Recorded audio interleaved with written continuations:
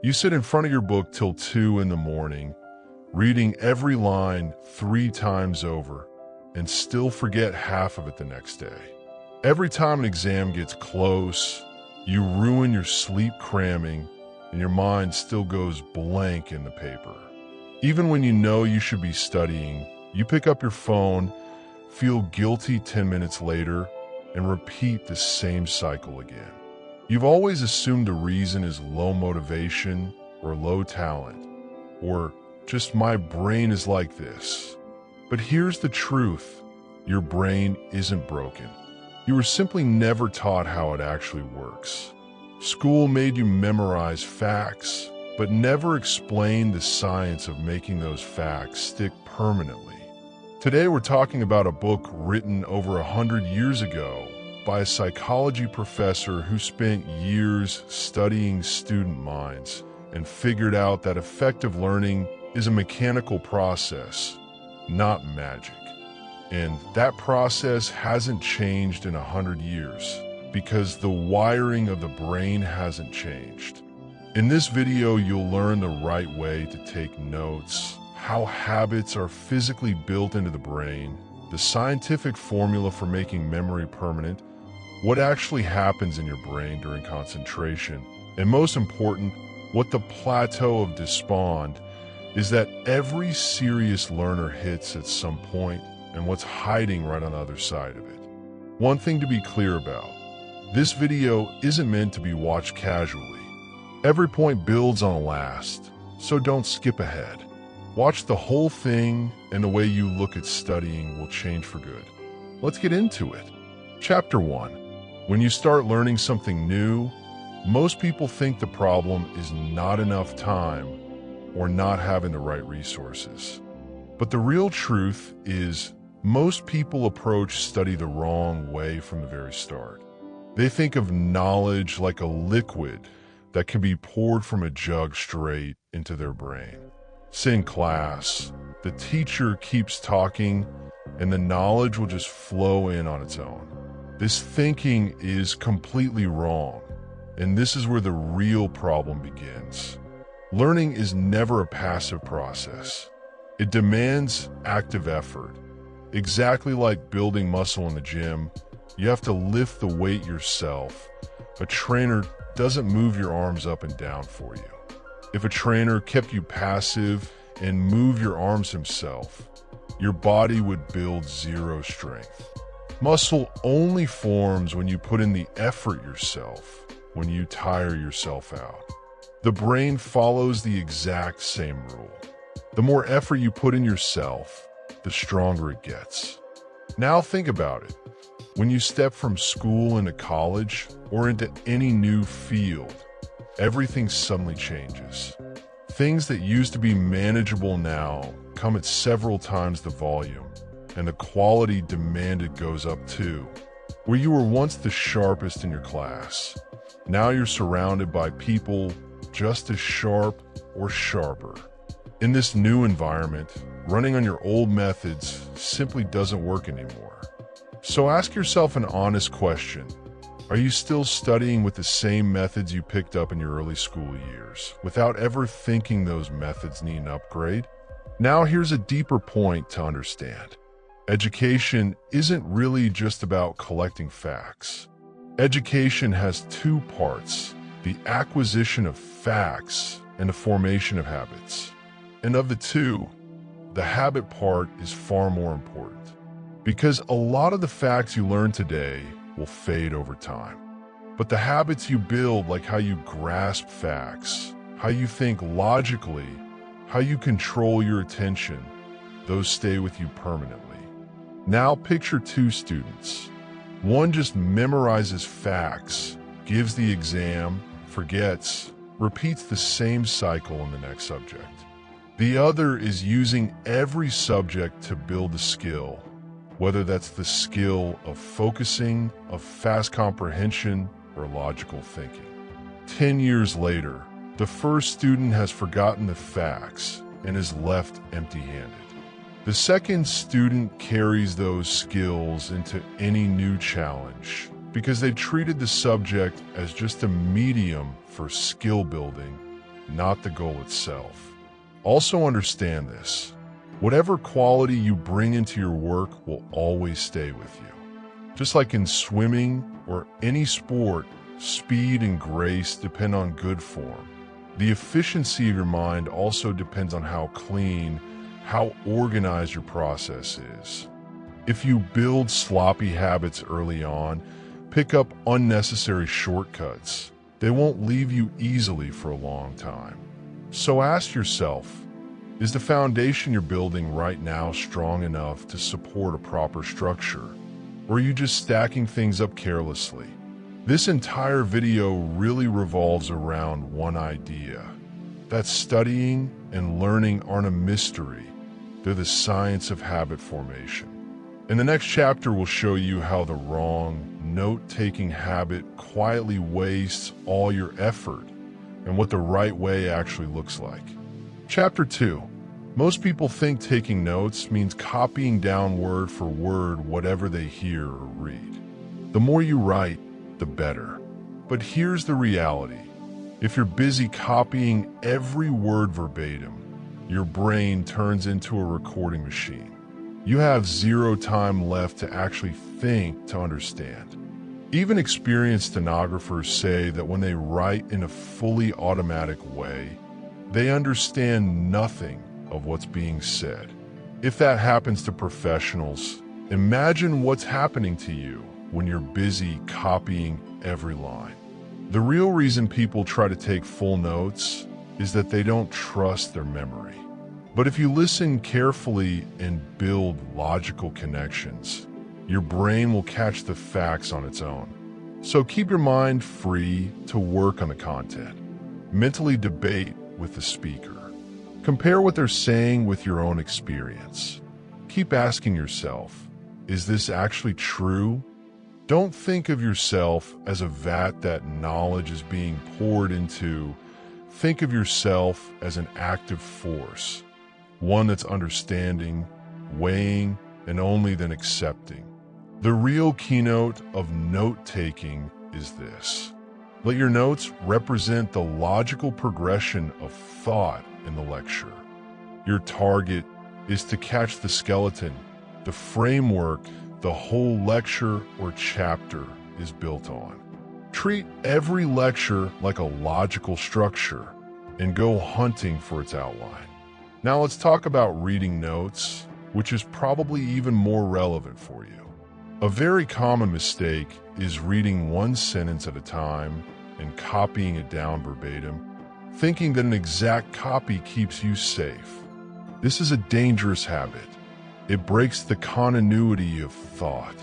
A better method is read an entire paragraph or section, then close the book and rewrite the same thing in your own words.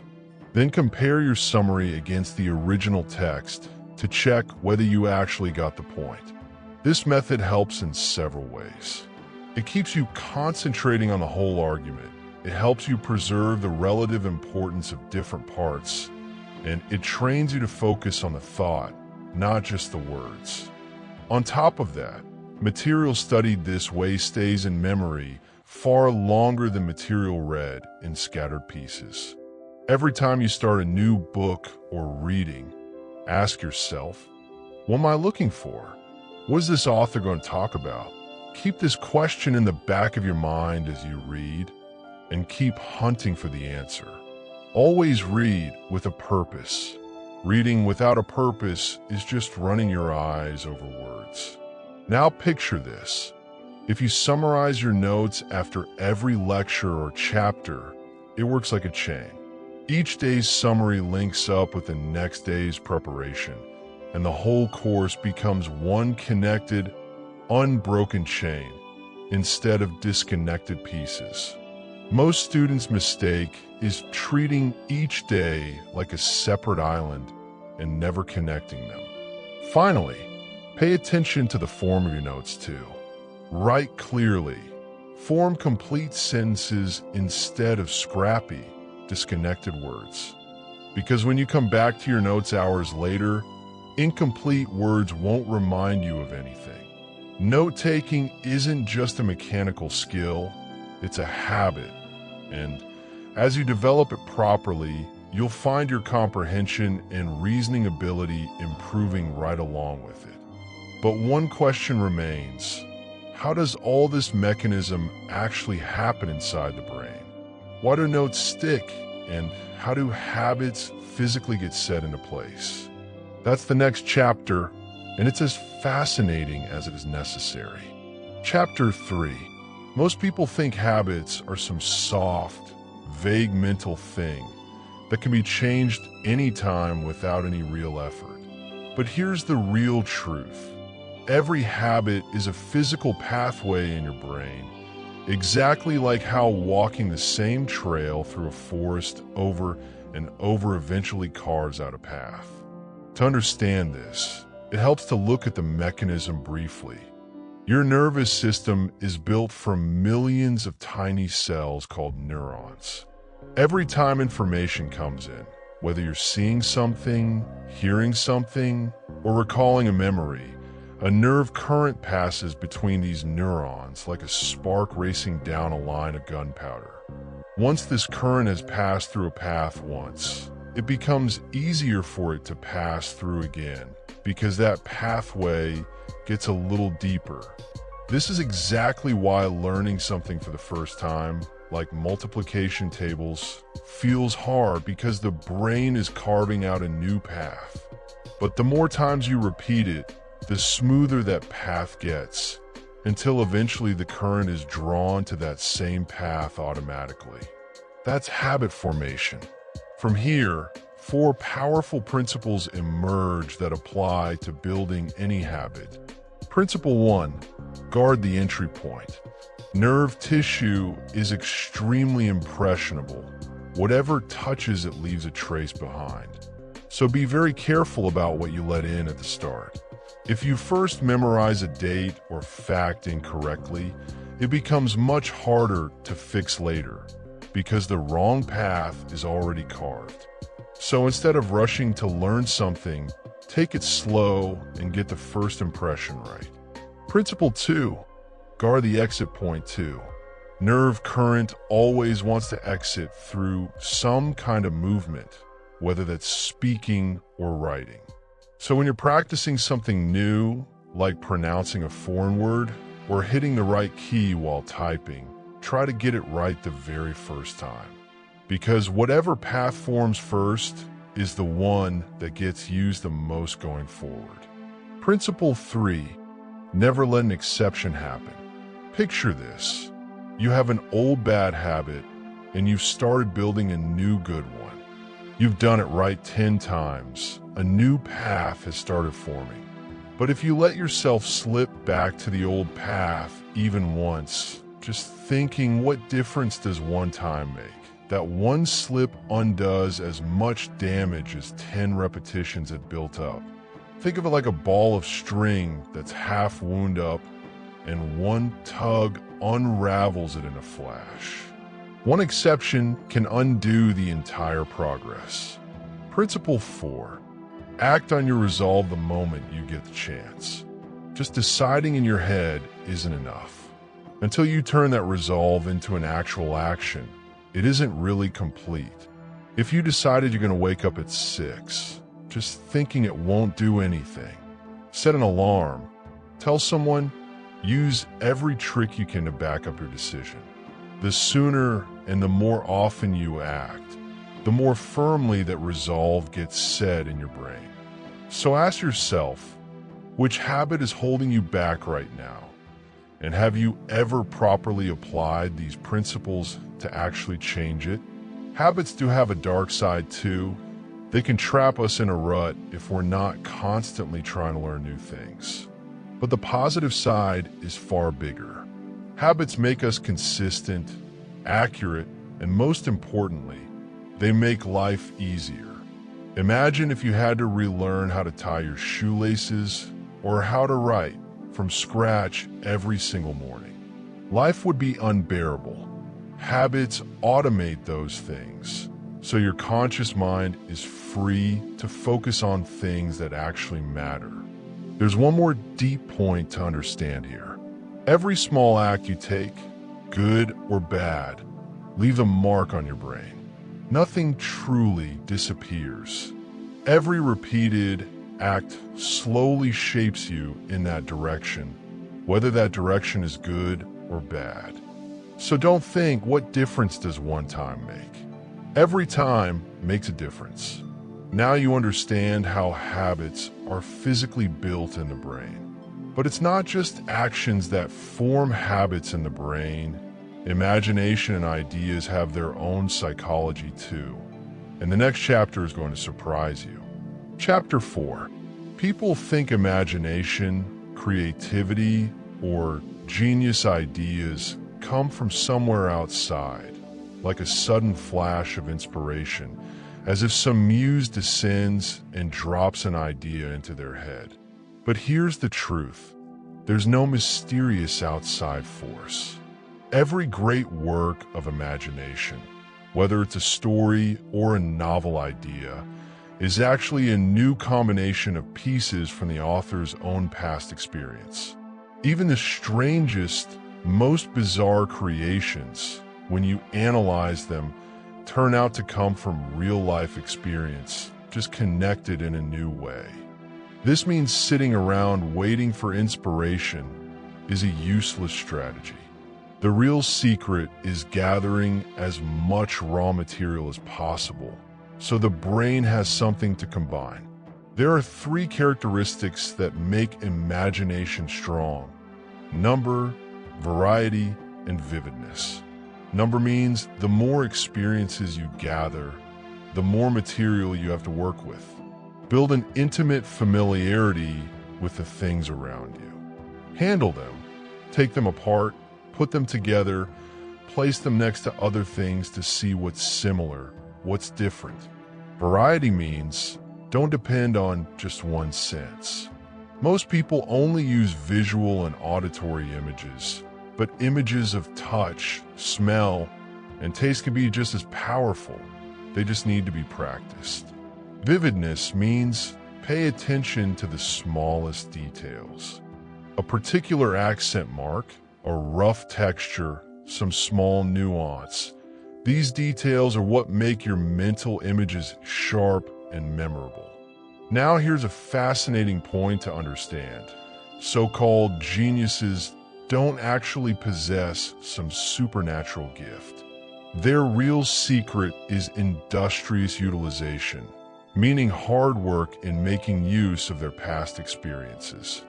The more combinations you make, purely by the odds, you'll eventually stumble onto something so striking it'll look like a genius idea. Genius means the transcendent capacity for taking trouble, an unlimited capacity for hard work, not some magical gift. So ask yourself, how much variety of experience are you actually bringing into your life? Are you seeing, reading, hearing the same kind of things over and over? Or are you deliberately bringing new, different kinds of input into your life? Here's a quick practical tip. If you're weak in a particular sense, say you struggle to remember sounds, deliberately practice that sense. Try to recall a sound, try to recall a texture by feel. This skill grows with practice, exactly like piano skills grow with practice. This imagination isn't useful just for creative writing. It matters in memory too, and in reasoning, which we'll get to next. The more you build your skill at manipulating images, the sharper all your other mental processes become. But imagination is just the beginning. The real game changer comes when we talk about memory, how some things stay in the brain forever, while other things vanish within hours. The next chapter could change your entire study strategy. Chapter 5. This is probably the most practical chapter in the whole book, so listen carefully. Most people believe memory is a fixed talent. Either you have a good memory or you don't, and there isn't much you can really do about it. But here's the real truth. Memory isn't some mysterious gift. It works in 4 phases. Impression, meaning the first input retention, meaning holding on to it, recall, meaning pulling it back out when you need it, and recognition, meaning recognizing that this was already in your mind before. And every single phase can be improved if you follow the right conditions. Let's start with impression. Most people's memory seems weak simply because they form that first impression carelessly, like forgetting someone's name, because the introduction happened in a rush and no clear impression ever formed. So whenever you're learning something new, slow down and make sure that first impression is completely clear. Now here's a really important concept: repetition and spacing. A lot of students try to cram something 30 times in one single sitting, but science says this is the least efficient method. A better approach is spreading repetition out over time. To understand this, you need to understand the curve of forgetting. We forget the most in the first day or two, then the rate of forgetting slows down gradually until it becomes fairly stable after about a week.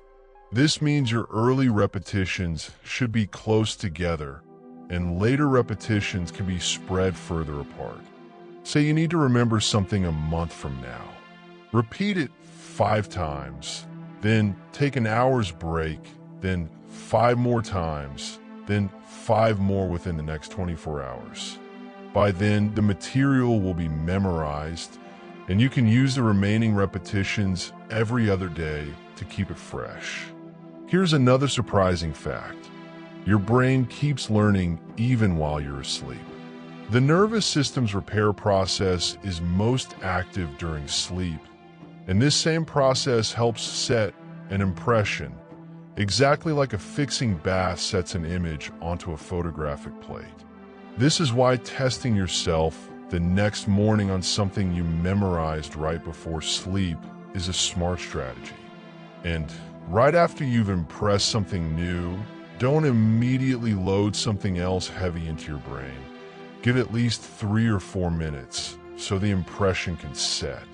Now, a mistake almost every student makes: the part method versus the whole method. Remember memorizing a poem in school? First stanza on day 1, second stanza on day 2, and so on. On recitation day, the first stanza would come out perfectly, but the moment you got to the second one, your memory would stall. Why? Because no logical bridge was ever built between the stanzas. Each one was memorized like its own island. The right approach is to impress the entire material as a whole if it isn't too long. And if it is too long, break it into as few pieces as possible. Now let's talk about 2 different memorization methods: rote and logical association. Rote means just repeating something over and over, like a parrot. It's long and exhausting. A far smarter approach is logical association, connecting a new fact to something already sitting in your mind. The more things already in your brain, the more hooks you have to catch new things with. It's a false belief that the brain is like a container that fills up and eventually overflows. In reality, the brain is an infinite, interconnected network where the more you add, the more capacity you actually build for adding more. Another powerful technique: look for familiar old pieces inside new foreign words or tough terms. This makes you less dependent on the dictionary, and the memory becomes far stronger because you discovered that connection yourself. Finally, something that's often underrated: intention. If you study something with the intention of only remembering it until the exam, it'll slip away right after the exam. But if you study with the intention of remembering it permanently, it sticks around far longer. Studying just for tomorrow's paper is quietly signaling to your own memory to be short-term.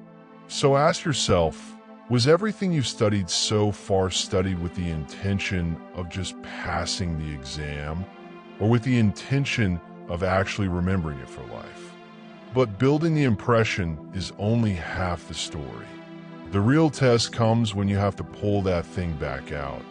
And there's a science to that too, one that you were probably never taught. That's next. Chapter 6. An honest question. How many times have you felt totally confident while studying something? Yeah, I've got this, and then walked into the exam hall and gone completely blank? Most people think that if the impression was formed well, recall will just happen automatically. But here's the truth. Recall is a completely different mental state from impression. During impression, you're observing something from the outside, focused, concentrated. During recall, your brain is in active search mode, pulling things out from the inside, usually accompanied by speaking or writing. Because these are two entirely different mental states, practicing impression alone isn't enough. You need to practice recall too, under conditions as close as possible to the actual recall situation. If you're memorizing from a book, first form the impression, then close the book and practice recalling it. If you have to speak in front of an audience, imagine standing in front of that audience, practice out loud, get used to hearing your own voice. Whatever the final performance condition is, recreate it as closely as possible in your practice. One psychologist even says that when memorizing significant material, more than half your time should go into recall practice, not just reading. Most students do the opposite. They keep reading over and over, but never actually test themselves. If that's you too, this might be the single biggest gap in your results. Now let's talk about recognition, that feeling when a fact gets recalled and comes with a sense of familiarity, a warmth, like spotting a familiar face in a crowd and suddenly feeling something different. This feeling isn't just emotional, it brings actual physiological changes in the body, heartbeat, breathing, all of it shifts. Which is why review isn't just repetition, it creates a different kind of feeling-charged impression than a brand new one does. There's an important warning here too. If you keep fearing while memorizing, will I remember this or not? That fear itself weakens the fixedness of the impression. After following the right conditions, trusting yourself, trusting your memory is essential. This isn't overconfidence, it's trust in the science you've just learned. Finally, remember that memory isn't some isolated compartment in the brain that can be improved in isolation. As your memory improves, your concentration, your ability to form images, your ability to connect facts, all of it improves together. They're all part of the same system. So now think about this. If memory and imagination are this connected, what about concentration? What is that thing that stops you from picking up your phone or fails to stop you? The next chapter breaks that mechanism wide open. Chapter 7. Nearly every human being struggles with concentration, whether it's a school student, a college student, or a senior professional. So don't think you're the only one whose attention wanders.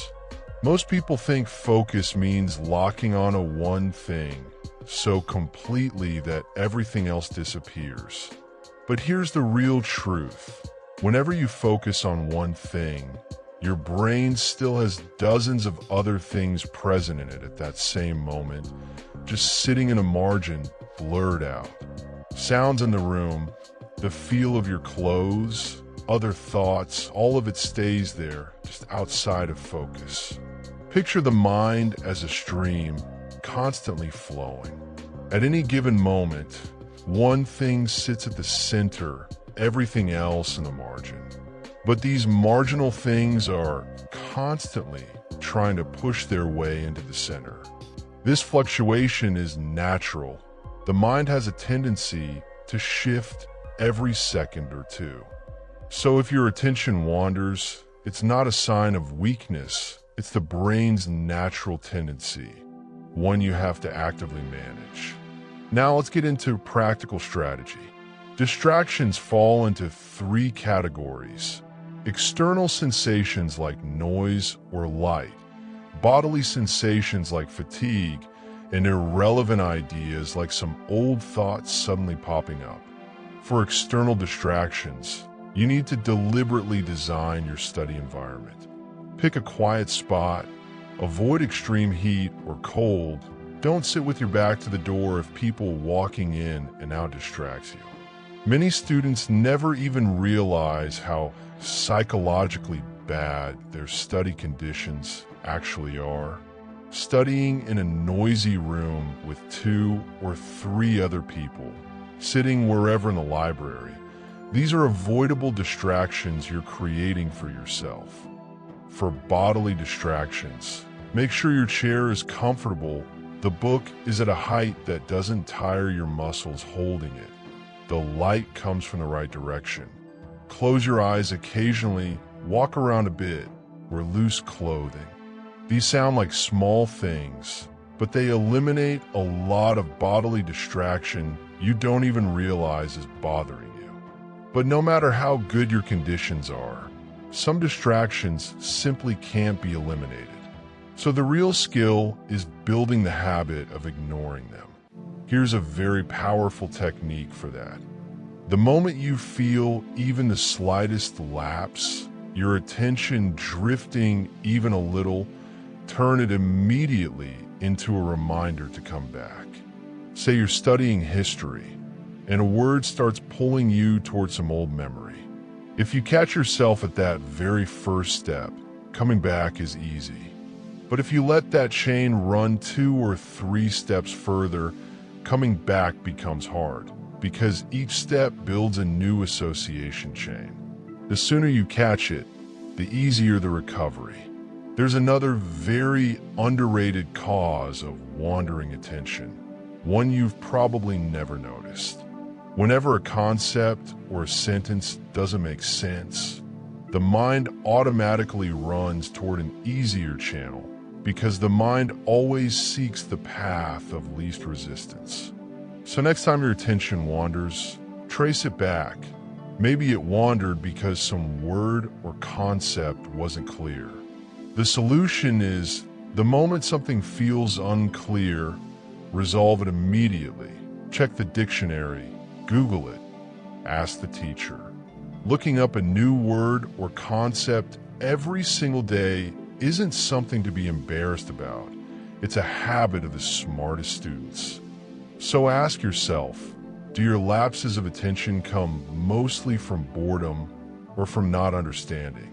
The solutions for each are different, so identifying the real cause first matters. One final insight: the more interest you build in a subject, the easier it becomes to focus. The mind naturally wants to pay attention to things it's interested in. So if your focus keeps breaking on a particular subject, maybe the real problem isn't distraction, it's a lack of interest. And interest can be built too, which we'll get to later. But concentration is only half the battle. Once you finally start thinking through a problem, the real question is, how does your brain actually reason? How does it get from facts to conclusions? That's the next chapter, and it'll explain why some people can answer questions in class so easily, while others get stuck. Chapter 8. Has this ever happened to you? The teacher taught exactly the chapter you had memorized, but the moment the question was phrased a little differently, your mind went completely blank, and you told yourself, I wish the teacher had just asked it straight. This complaint reveals a lot. Here's the truth. Studying involves 2 completely different mental activities: acquisition and construction. Acquisition means just collecting facts, like memorizing a country's borders and geography. Construction means finding the why behind those facts, like understanding why big cities always end up on riverbanks. And that construction part is where actual reasoning happens. A student stuck only in acquisition can only answer a question when it's phrased exactly the way the textbook phrased it. But a student who practices construction can handle a question from any angle because they understood the relationship, not just the memorized facts. Now, here's how reasoning actually works in 3 steps. Step 1, recognizing and acknowledging a problem. Step 2, recalling possible solutions and testing them. Like a judge in a courtroom applying every piece of evidence to the situation at hand. Step 3, arriving at a decision, which comes with a distinct feeling we call belief. So if this process is so clear, why do most students fail at it? There are 2 big reasons. Reason 1, a lack of facts. Good reasoning needs a wide range of facts at your disposal. The less information you have, the easier it is to land on a wrong conclusion or for anyone to convince you of anything because you have nothing to counter it with. This is exactly why uninformed people fall so easily for anyone convincing enough, because they don't have enough information to see the situation from multiple angles. Reason 2, clarity of ideas. Most reasoning fails because our concepts are muddy, not clear. There are 2 ways to fix this: definition and classification. Practice clearly defining any complex term in your own words and group similar ideas together so you can easily spot the differences between them.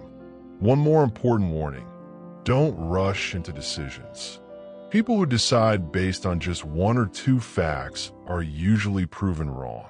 Superficial thinkers decide instantly. Profound thinkers wait until all the relevant facts are on the table.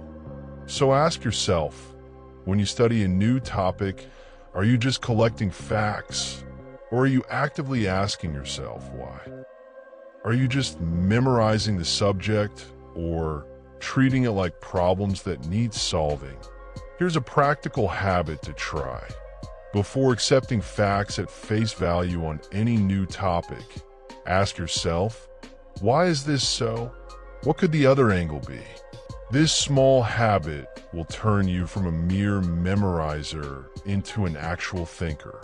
Reasoning is considered the highest mental power a human has. Someone who uses reason becomes not a copier, but an originator, not a follower, but a leader. Looking at the world through the lens of why, instead of just facts, makes things take on entirely new meaning. Now, everything you've learned so far, impression, habit, memory, concentration, reasoning, all of it only fully works when you take it back out by speaking or writing. And this expression isn't just an output, it's actually part of the learning process itself. How that works is the next chapter. Chapter 9. Most students think of learning as just an input process. Read, listen, take it in, done. But here's the real truth. Whatever you put back out by speaking or writing matters just as much as what you took in. Expression isn't a separate step from learning. It's a core part of learning itself. The same nerve mechanism from the habit chapter is at work here. Every nerve current wants to exit through some kind of movement. Even a single idea with no outside trigger can produce movement. This is called ideomotor action. Every idea in the mind tends to express itself in movement. There's a very practical use for this. If you ever suddenly go blank in class or in any situation, mind completely stuck in deadlock, start some small movement, clear your throat, start saying something, shift in your seat. That small movement generates new nerve energy that flows back into the brain and gets your thoughts flowing again. A lot of good speakers, when suddenly asked to speak, start with a story, not just to buy time, but because it actually activates their brain. The same technique works for writing.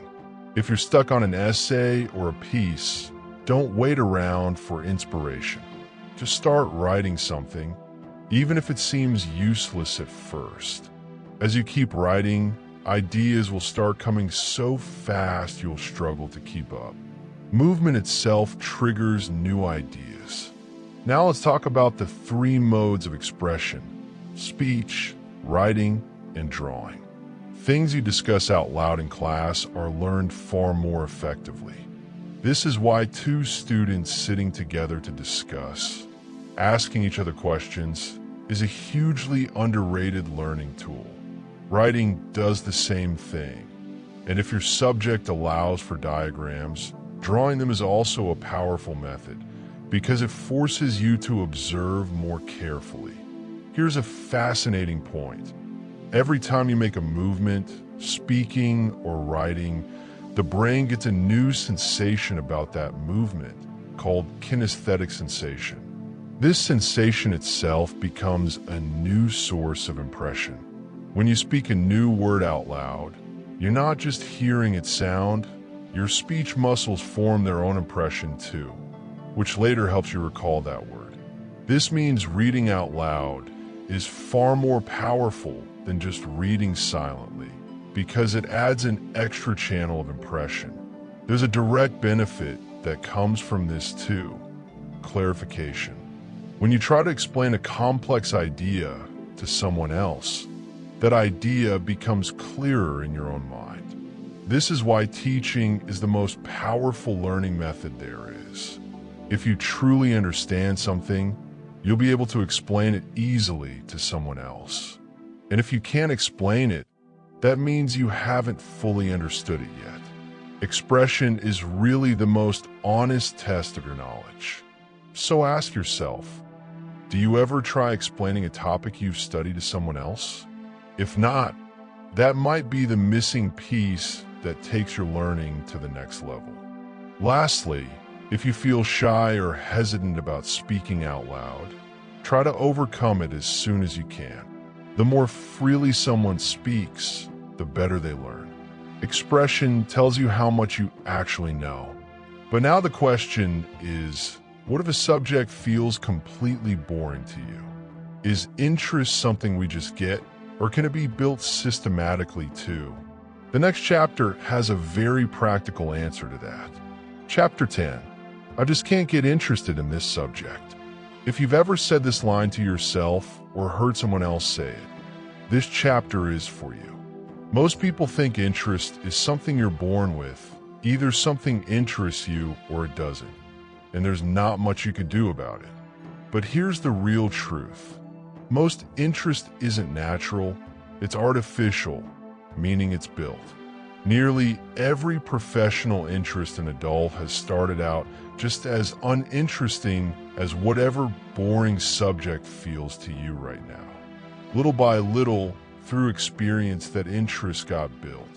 This means instead of waiting for interest, it can be deliberately, consciously developed.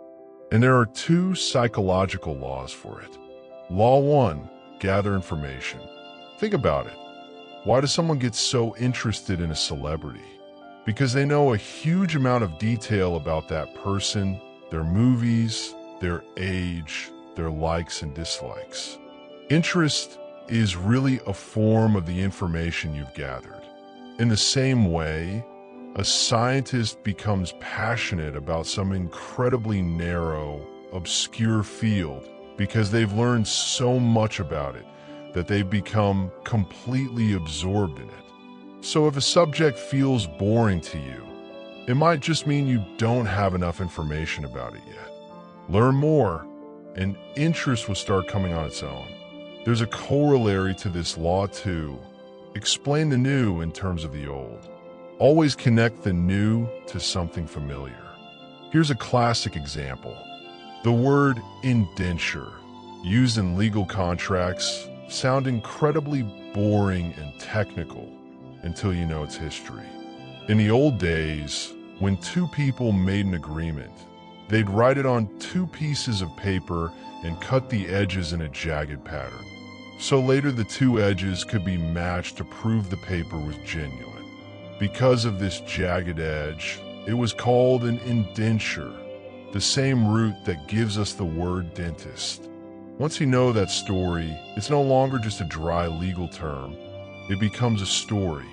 That's the power of connecting something new to something old and familiar. Law 2. Take action toward the subject. Think of a new golfer who initially has zero interest in golf, even mocks it. But under pressure from friends, he picks up a club and tries it once. As he keeps practicing, his interest slowly builds until eventually he can't think of anything else.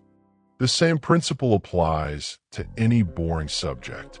Stay actively engaged with it. Pick assignments based on it, talk about it, help others with it, participate in class discussions. The more active you stay, the more interest naturally grows. These two laws are connected to each other. You can't gather information about a subject without also taking some action toward it. And you can't sustain action without also picking up information along the way. So ask yourself, which subject or skill feels most boring to you right now? Have you ever genuinely tried gathering more information about it, or engaging with it more actively? Or did you just accept, I'm not interested in this, and stop there? Work done with interest and work done without it are worlds apart.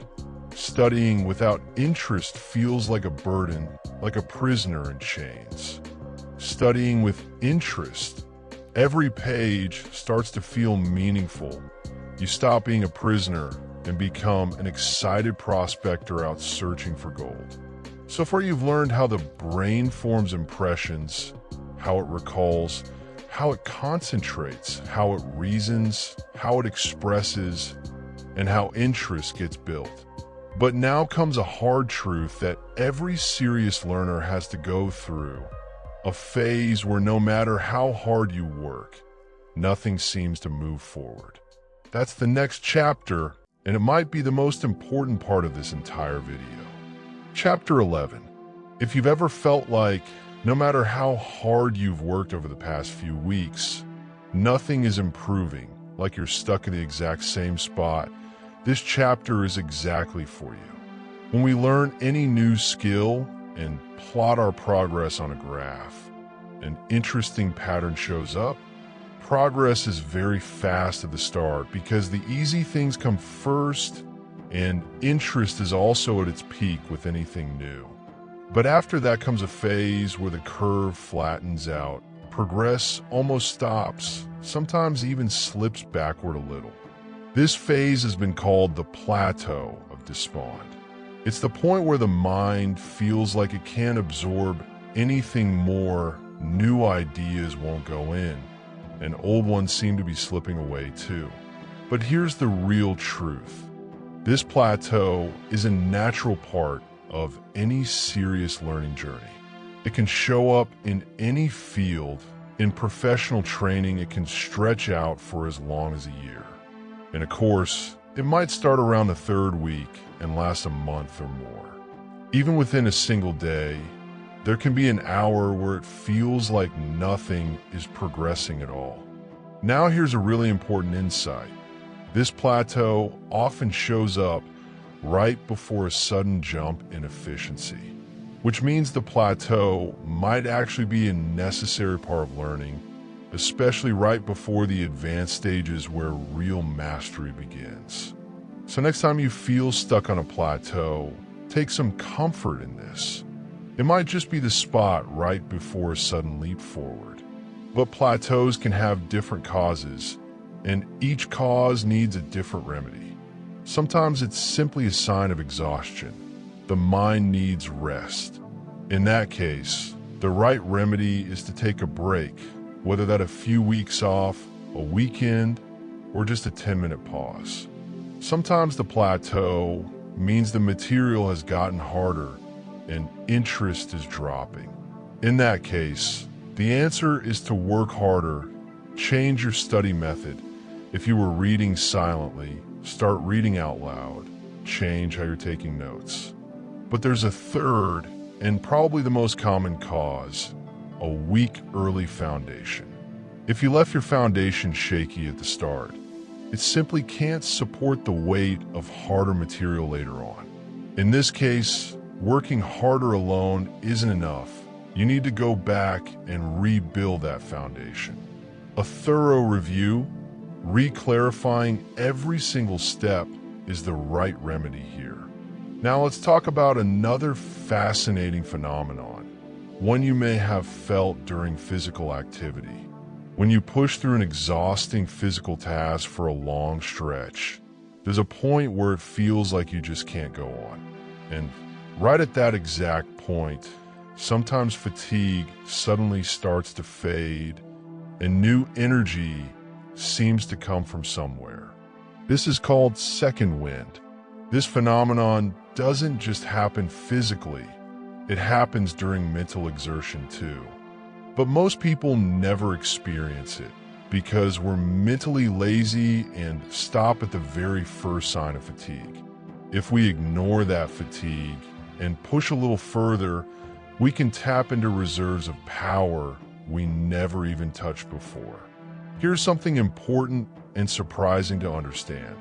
Fatigue can be split into two parts: subjective fatigue, meaning what we feel, and objective fatigue, meaning what's actually happening in the body. And the two often don't match. Very often, we're not nearly as tired as we feel. The ideas and feelings in our mind overpower the actual sensations, and we start to believe we're more tired than we really are. And this often happens because some more attractive idea has popped into our head. We feel like doing something else, and we call that tiredness. What we're really saying is, I want to do something else instead. Realizing this is genuinely powerful because next time you feel tired, ask yourself, am I really exhausted, or do I just want to do something else? So ask yourself, the last time you stopped studying because you were tired, was that real physical fatigue, or was it just another name for boredom or distraction? The biggest lesson of this chapter is this: the plateau and fatigue are both natural parts of the journey, not enemies. People who understand both of these don't quit in frustration. They apply the right remedy and keep moving forward. And often, what feels like the worst stretch is actually the stretch right before a big breakthrough. In the final chapter, we'll talk about the moment that scares every student: exams, along with the daily body habits that keep your mind sharp. This practical section could completely change how you prepare for your next exam. Chapter 12.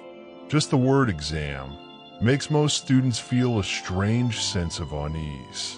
And a big reason for that unease is the wrong prep strategy.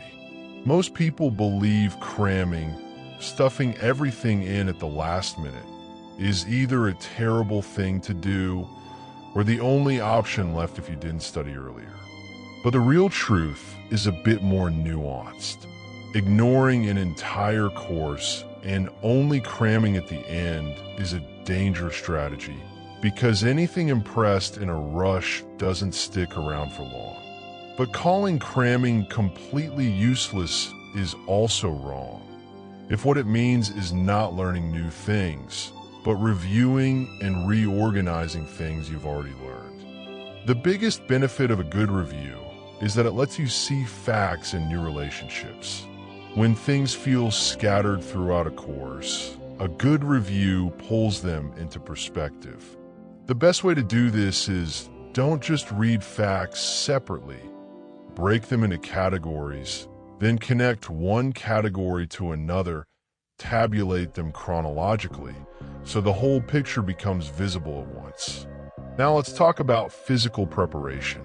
Go into the exam room rested after a good night's sleep. Eat light before the exam.